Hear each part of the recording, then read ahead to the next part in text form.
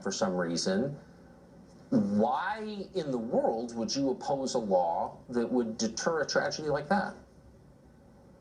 Well, the law, as it's written right now, is in response to the other murder of Kate Steinle. That's the law that it's named after. And if you look at the details of a lot of these cases, I can't speak to that poor woman's case that you just had on right now. But in the case of Kate Steinle in San Francisco, who was murdered by an illegal immigrant, this law would not have done anything to prevent that woman's murder. The murderer in that case, illegal immigrant by the name of Lopez Sanchez, had already spent 15 years in federal prison for violating U.S. immigration laws by itself.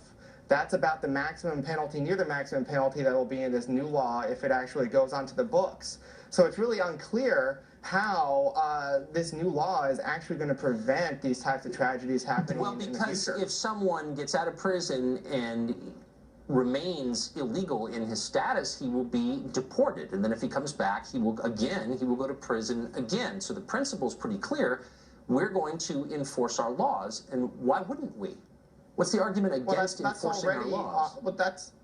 That's already on the books right now. The big problem with the Kate Steinle and a lot of these other cases is that you have usually a bureaucratic snafu. In the case of Kate Steinle, this illegal immigrant was sent to San Francisco for a $20 marijuana charge that was 15 or 20 years old that the city doesn't even prosecute anymore. The city held him for 3 weeks before releasing him. ICE could have picked him up if they had issued a warrant to do so, but they didn't do so. So this is just a big problem with our immigration enforcement system. This is not because of mandatory, no, this is not because of maximum laws. It has nothing to do with that. You've done a marvelous job of illustrating the problem, which is we don't take it seriously. And there are all kinds of people who are clearly a threat to civic order, and because they have a questionable immigration status, they're granted some sort of, holy status where you can't mess with them because they're a protected group. And this law starts to move that trend in the other direction.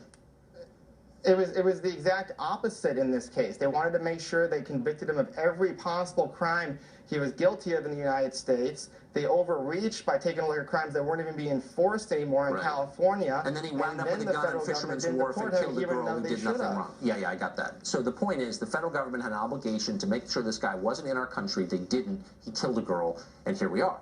So I guess I want to know. And more laws and more bureaucosity is not going to fix that kind of problem. This would put 60,000 people in jail for an average of 15 years at enormous cost. The thing would be to focus our laws that are focused on enforcing it against violent and property criminals. We want to enforce the law against violent and property criminals and not waste federal resources on people, most of whom are these illegal immigrants have not committed any violent and property crimes. Why do you want to waste federal resources on people who haven't? Wait.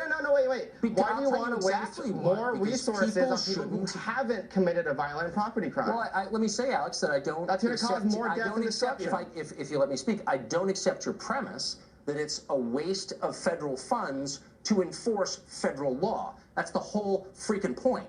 And so if you don't want to enforce federal law, you want to have open borders, just say so. But to say it's somehow irresponsible to enforce a law on the books is insane, if I can say.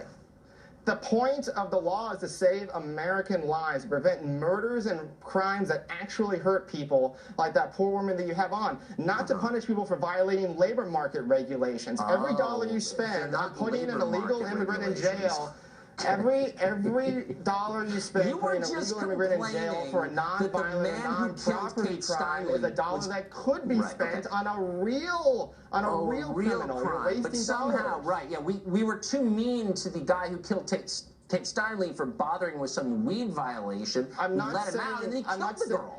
Right, okay, I get it. You're not into borders. No, that's not what I'm saying, Tucker. If you want, what we should do is focus our resources on people who actually want to hurt people, not on labor. All right, we're out of time. Sorry.